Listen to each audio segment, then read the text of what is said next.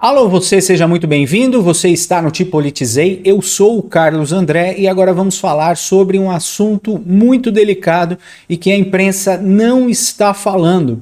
É um plano em conjunto do Brasil com a Venezuela para a extração do ditador Nicolás Maduro lá da Venezuela. Sim, pessoal, o Brasil tem um plano conjunto para resgatar o Nicolás Maduro da Venezuela. Todo mundo sabe que o Nicolás Maduro é um narcotraficante procurado pelos Estados Unidos e as tropas americanas e o exército norte-americano já chegou na costa da Venezuela e Maduro está escondido em um dos seus bunkers por aí, né?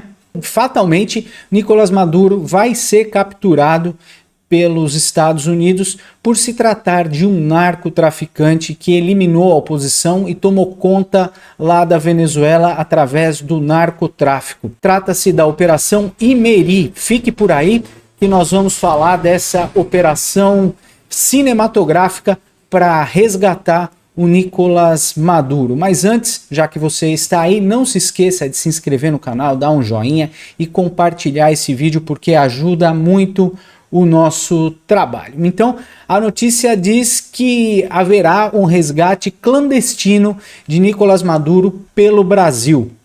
O planejamento do resgate do presidente Nicolás Maduro, discutido entre os governos brasileiro e venezuelano, e as alternativas estudadas à reação das Forças Armadas brasileiras ao plano proposto. O Maduro está tremendo na base, né? Está pedindo ajuda para todo mundo, e a ajuda mais forte e mais próxima é do companheiro dele, Lula, que é amigão do Maduro.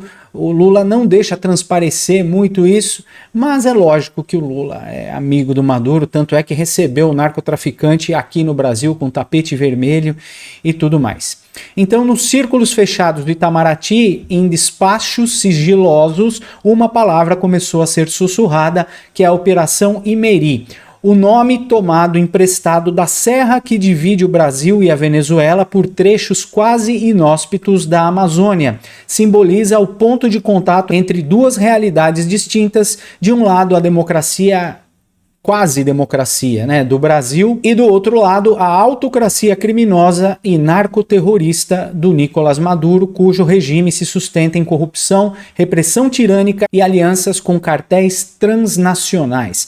Esse é o caso da Venezuela e também é o caso do Brasil. Ainda não está tudo explícito, mas o Brasil logo vai ser classificado pelos Estados Unidos como um narco-estado, como notícias que nós já demos aqui no canal, dizendo que quase 20% do Brasil é controlado por milícias, por narcotraficantes e por facções criminosas. A concepção da operação não surgiu do acaso, mas como resposta direta ao cerco progressivo conduzido por Washington contra o narcoterrorismo na América Latina. Em agosto deste ano, o presidente Donald Trump determinou o deslocamento de 3 destroyers e mísseis guiados para o sul do Caribe, acompanhados por um contingente de 4.000 militares norte-americanos. Oficialmente, a medida foi anunciada como parte da intensificação de guerra contra o narcotráfico. Na prática, tratava-se de um recado inequívoco.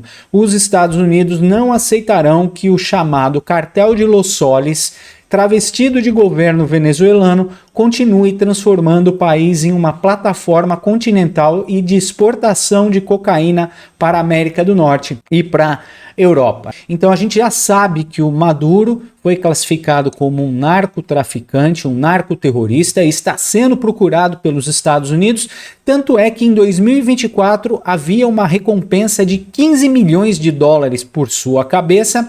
Depois essa recompensa aumentou para 25 milhões de dólares em janeiro desse ano, e em agosto, esse mês, os Estados Unidos dobrou o valor, aumentou para 50 milhões de dólares a recompensa por Nicolás Maduro Moros, narcotraficante que acabou com a oposição da Venezuela, fraudou as eleições e tomou conta do país, transformando a Venezuela num gigantesco cartel de tráfico de drogas. Então o Maduro é o responsável pelo cartel de Los Soles, Tren de Aragua e o cartel de Sinaloa. Então todos esses cartéis estão integrados. O cerco norte-americano provocou reações imediatas em Caracas, expondo a verdadeira fragilidade do regime. Em pronunciamentos televisionados, Nicolás Maduro mobilizou mais de 4 milhões de milicianos e incitou civis armados e acionou sistemas de defesa de áreas de origem russa, enquanto ordenava ao general Domingo Hernandes Lares, comandante do Comando Estratégico Operacional da Força Armada Nacional Bolivariana,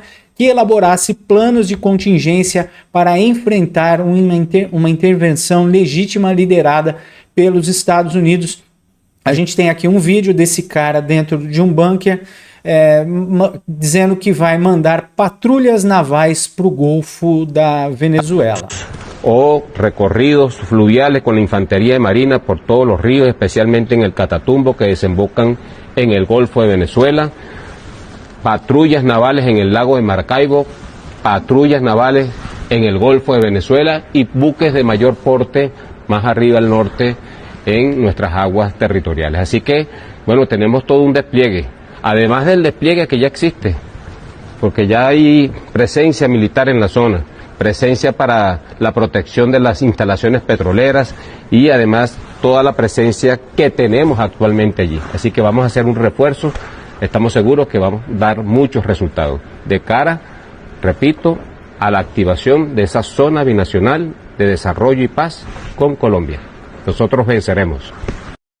Eles estão esperando aí a ajuda da Colômbia, mas fato é que a Venezuela não tem chance nenhuma contra os Estados Unidos. Apenas um destroyer dos Estados Unidos acaba com a Venezuela. Um porta-aviões americano acaba destruindo o país inteiro. Então, por causa desse deslocamento americano para combater o narcotráfico nas costas da Venezuela, a Operação Iméria é concebida como um plano de evacuação seletiva.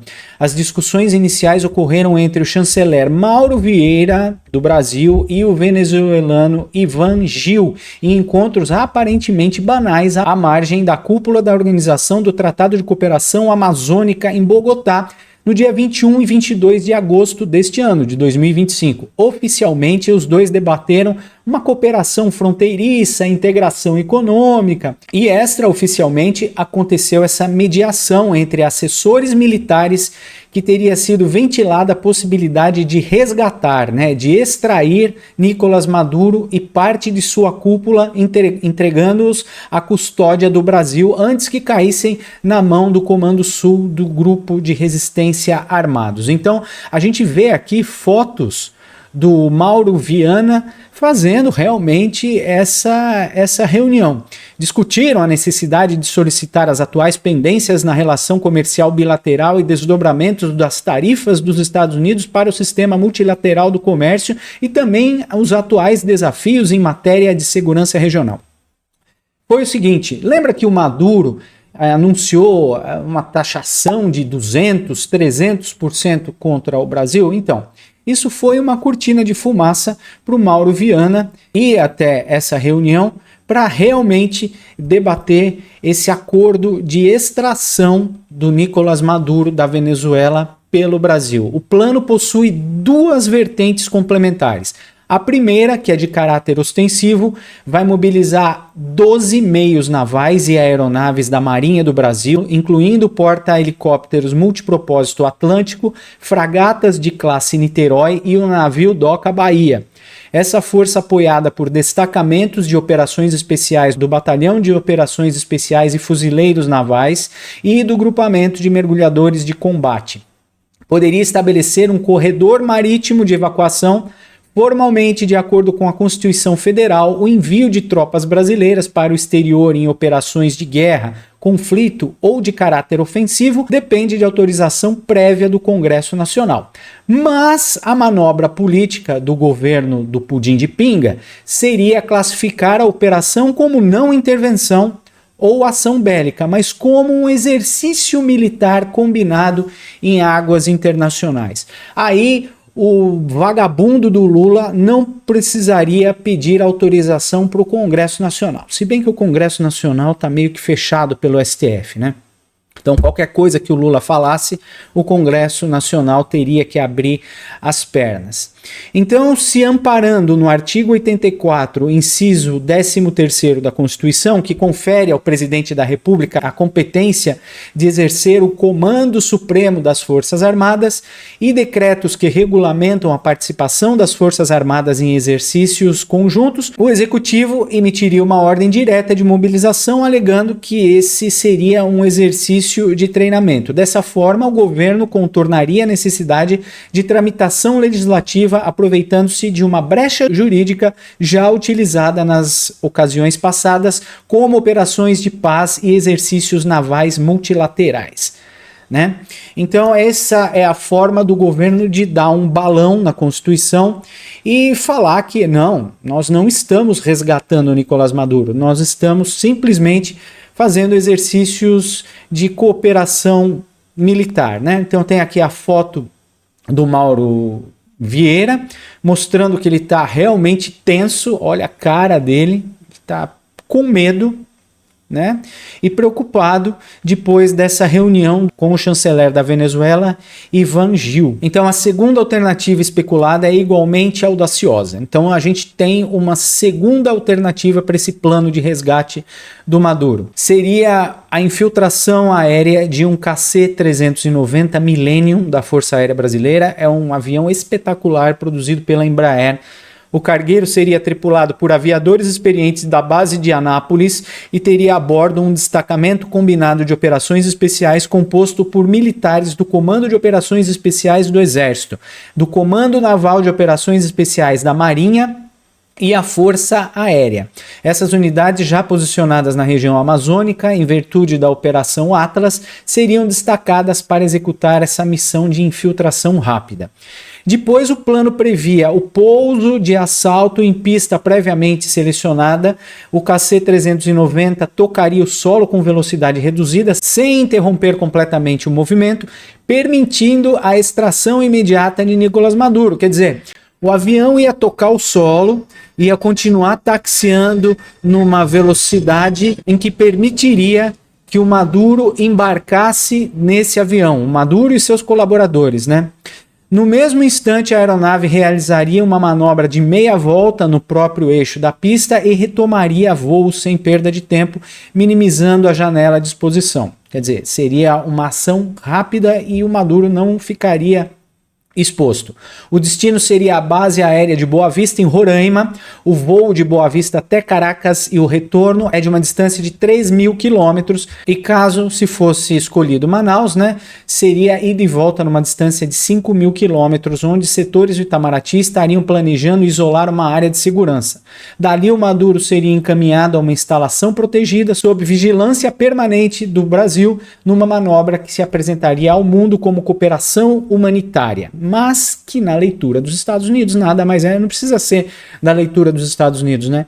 Não é uma cooperação humanitária, é um resgate de um narcotraficante procurado internacionalmente, algo cinematográfico, nada comparado com o resgate com a ex-mulher do ex-presidente do Peru, né? A gente sabe que um avião da FAB foi até o Peru resgatar a mulher que estava condenada por lavagem de dinheiro pela Lava Jato, lá da Odebrecht. Então eles foram até o Peru, resgataram a mulher e trouxeram aqui para o Brasil, impedindo a prisão dessa criminosa lá no Peru. E é o Brasil realmente ajudando narcotraficantes e bandidos pelo mundo inteiro. O plano original previa um voo de Boa Vista a Caracas. De Boa Vista a distância era de 3.000 quilômetros, ou Manaus-Caracas, que a distância seria de 5.000 quilômetros, como eu já falei, e a velocidade superior do KC-390 seria um efeito surpresa. Esse KC-390, apesar de ser um avião cargueiro, ele tem uma velocidade muito grande, uma agilidade tremenda. Isso seria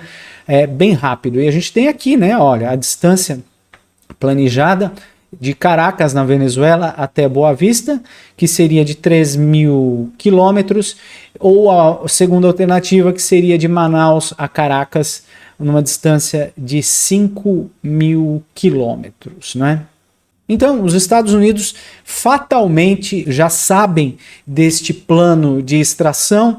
os Estados Unidos está com uma vigilância gigantesca e demonstra que mesmo diante de tentativas de mascarar a operação como exército militar ou ação humanitária, a capacidade de reação e de pressão norte-americana está completamente consolidada. Quer dizer que, segundo os americanos, isso não vai adiantar nada, porque a velocidade do exército americano é muito maior do que a velocidade do exército brasileiro, né? E o exército brasileiro, como todo mundo sabe, já está falido, não tem dinheiro nem para colocar combustível nas aeronaves. Então, essa é a pretensão do Brasil em colaboração com a Venezuela para fazer a extração de um narcotraficante condenado internacionalmente com uma recompensa de 50 milhões de dólares, como a gente pode ver aqui, para salvar Nicolás Maduro deste plano das Forças Armadas Americanas para prender Nicolás Maduro. E a gente vê que o Brasil está atuando nessa frente, não é um boato, é uma coisa que foi consolidada, como a gente acabou de ver aqui nas reuniões do Mauro Vieira com o Itamaraty, e isso faz com que a gente fique esperto, né, pessoal? Porque o Brasil está ajudando um narcotraficante, os Estados Unidos está indo atrás da Venezuela, e isso vai se repetir com o Brasil. Todo mundo sabe que o Carvajal, quando foi preso, disse que o Lula tinha envolvimento com dinheiro do narcotráfico.